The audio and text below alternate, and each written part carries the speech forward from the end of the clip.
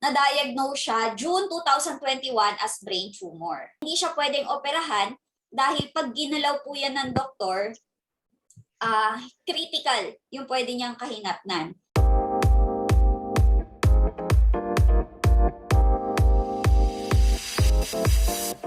Tito Sammy is a civil engineer by profession. Nagbibuild po siya ng gasoline station. Ayan, contractor po siya. Nangongontrata siya ng mga gas station. He was very healthy and 54 years old siya by that time. And ang masasabi ko lang po, just a short lang sa kanyang lifestyle. Siya po ay talagang bad smoker. Ayan, isa po yan sa kanyang lifestyle. Siyempre, kasama mo mga construction, di ba? Mahilig yan manigarilyo, tapos puyat. And then of course, pag ikaw ay isang contractor at naghahawak ka ng malaking pera, talagang matinding stress po ang kaakibat po niyan. Kaya nitong mga nakaraang nitong 2021, ito po yung mga naramdaman niya. Nagkaroon siya ng sobrang sakit ng ulo kung saan sa isang buong maghapon nakakalimang biogesic siya or higit pa kasi sobrang sakit talaga. Gusto niya maibsan yung sakit ng ulo niya. And then dumating yung time na nagsi-seizure siya, nahihimatay siya. Sabi nga niya sa tita ko na pagkagaling ng tita ko, kasi nag-work na ulit yung tita ko, galing sa school, sabi niya, "Mami, nahimatay ako. Hindi ko alam ano yung reason." Ayun. So, yun na pala, symptoms na pala yun ng brain tumor. Ayan. So, si Tito Sammy, na-diagnose siya June 2021 as brain tumor. Ayan. Ayan po yung mga medical records na nagpapatunay na talagang meron siyang bukol. At yung bukol niya po ay hindi lang basta bilog, pero kalat siya. As in parang lusaw na nandito sa brain niya, nakayakap. Kaya hindi siya pwedeng operahan dahil pag ginalaw po yan ng doktor, critical yung pwede niyang kahinatnan. Na pag inoperahan siya, parang 60-40 yung chance, 40% lang yung chance na mabuhay siya. And hindi pa yung babalik siya sa normal na kalagayan. Kaya, ayun nga, too risky. Kaya ang naging decision po ng family, hindi na lang gagalawin yung bukol. Hahayaan na lang. Kumbaga, kung kunin siya ni Lord, sige, yun na lang, hihintayin na lang. Kaysa yung pag inoperahan, ang laki ng gastos, tapos para bang 40% lang yung chance. So, hinayaan na lang na nandun yung bukol. And lahat kami talagang praying na si Lord gumawa ng miracle, kasi wala naman kaming enough na pera para masustain yung kalagayan ni Tito Sammy, and wala ding pang-opera sila Tita Dang. Ayan, hinayaan na lang yung bukol. And then,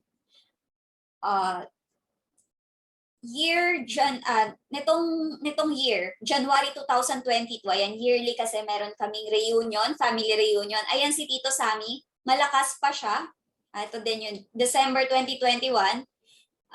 Wedding namin yan ng asawa ko. Naka-attend pa si Tito Sammy. Naglalakad pa siya niyan. And then January, malakas. Malakas pa talaga.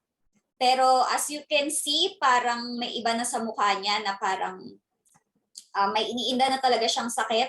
And diyan, kapag extreme yung emotion niya, like na-excite, nalulungkot, nai-stress, may himatay po siya. Ganun po, pag nakakaranas siya ng extreme emotion.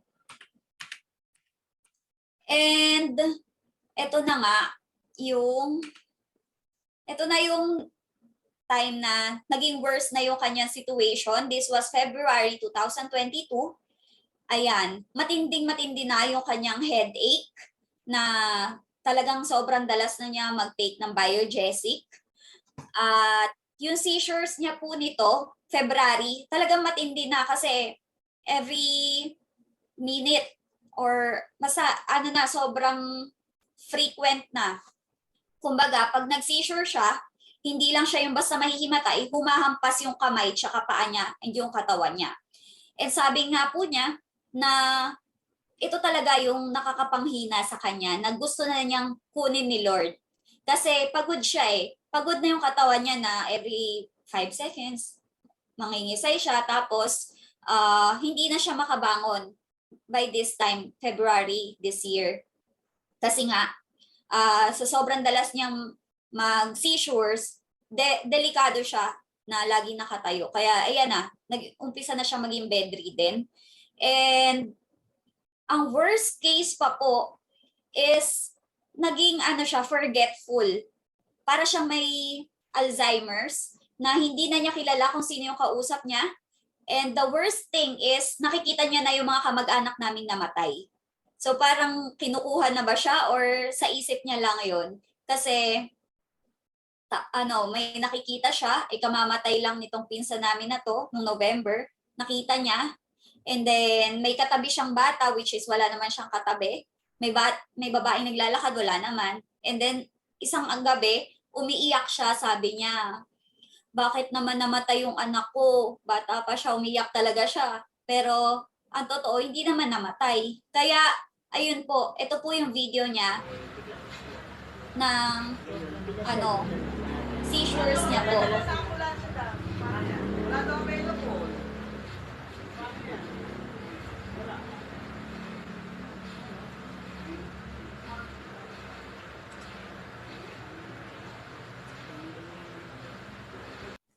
Ayan. So, ganyan yung mga symptoms na nararanasan ni Tito Sammy. And kami as family, lagi kami nagpe-pray and very hopeful kami na si Lord na yung bahala kay Tito Sammy. Kung ma-extend yung buhay niya, thank you Lord. Pero kung kukunin siya, thank you Lord pa rin kasi magkakaroon siya ng kapahingahan.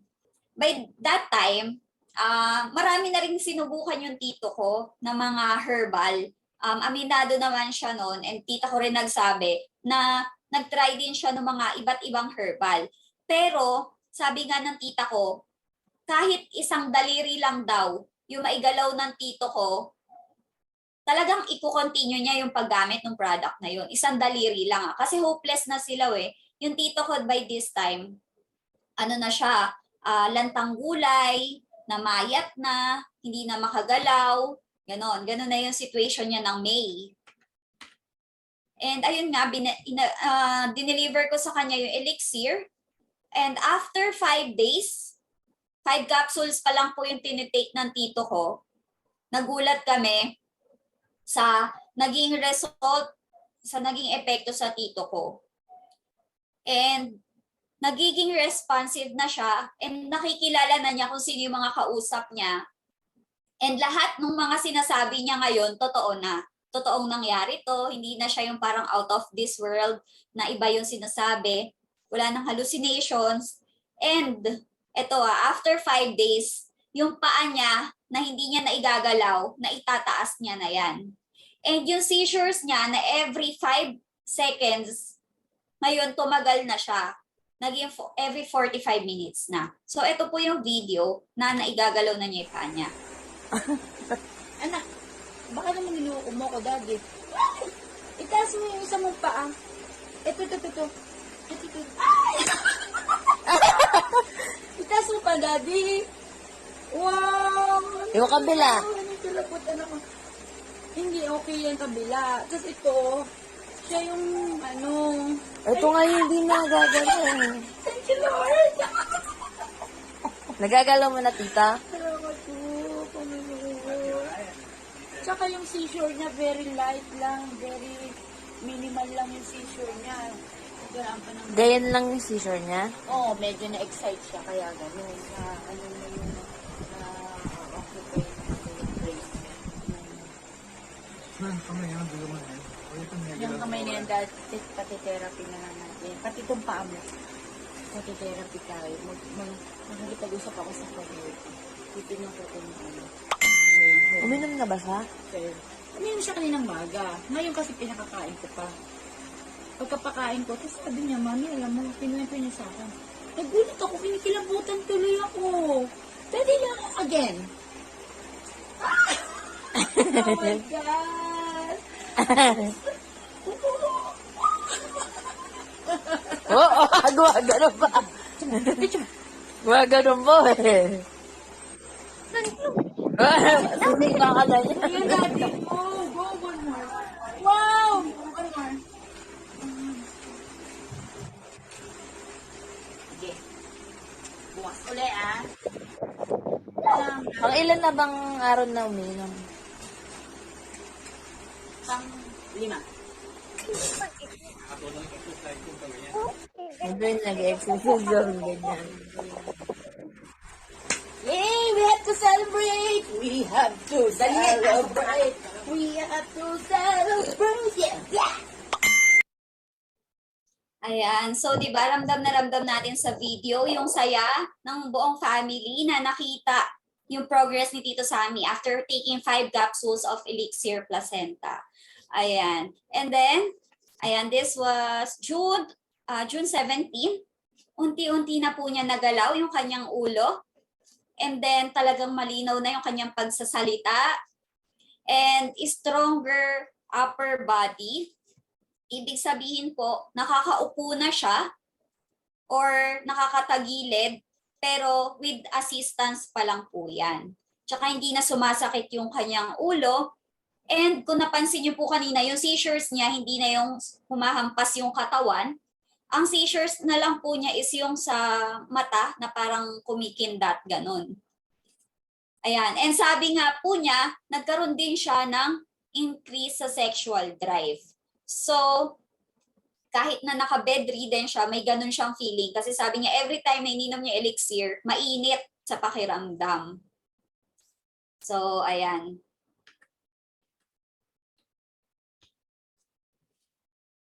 Okay, so ito na po yung nakakaupo si Tito Sammy, pero nakatukod yung isa niyang kamay. Kasi, ayan, yan palang, kumbaga meron kasi siyang will eh. Gustong-gusto niya talagang gumaling. Kaya tinutulungan niya yung sarili niya. Ayan po. Dati hindi siya nakakaupong ganyan. Ngayon,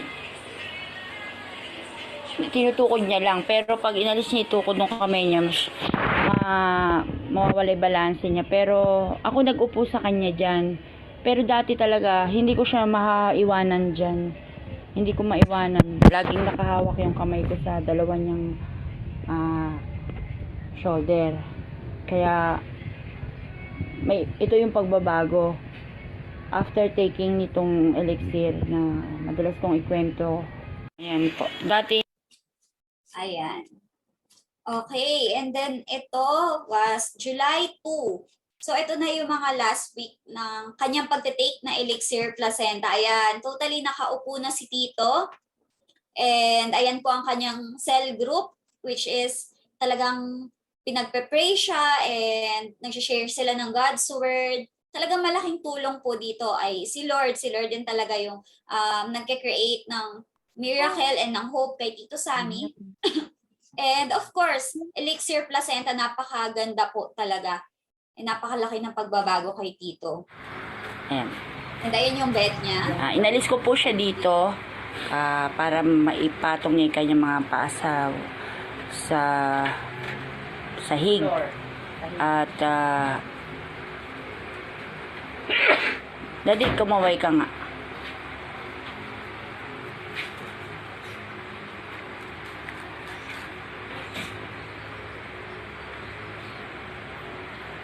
Taas mo isang kamay mo, Sam. Taas mo isang kamay mo.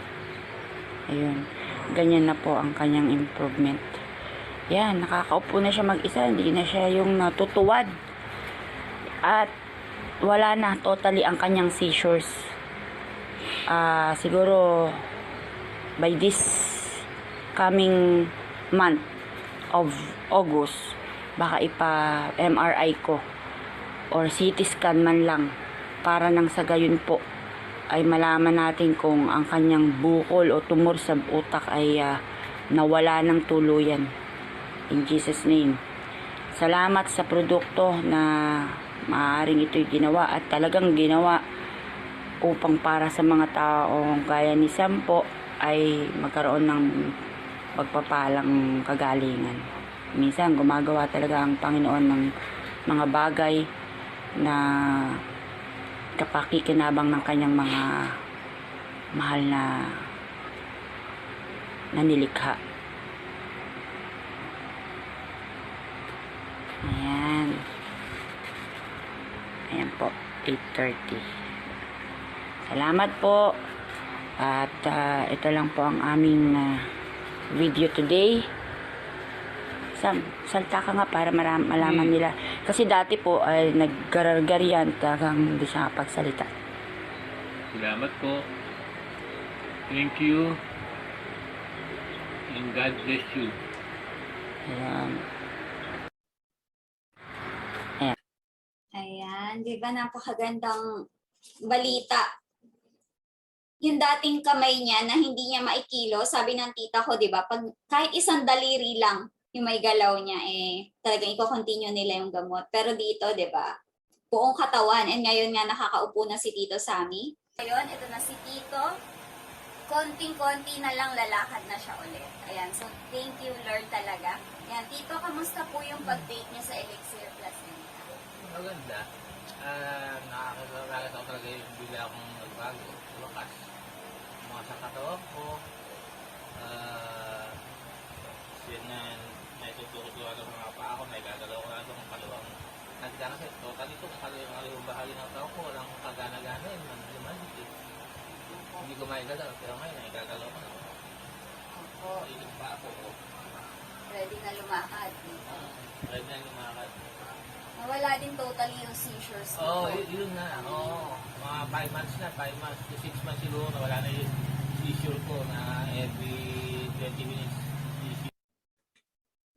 Ayan, di ba sobrang buti ni Lord. Glory to God talaga sa buhay ni Tito Sammy. And ayan, sobrang blessed po namin na ma-share sa lahat ang magandang balita na nangyari sa kanya. Ayan, so no October 14, nagkaroon po ng Elixir Testimonial Summit sa Marquee. Ayan, and sobrang overwhelmed ni Tito. First time niya ulit makalabas sa bahay. Nakita niya, ang dami na palang nagbago sa paligid. May mga bagong malls na naman pala sa Manila.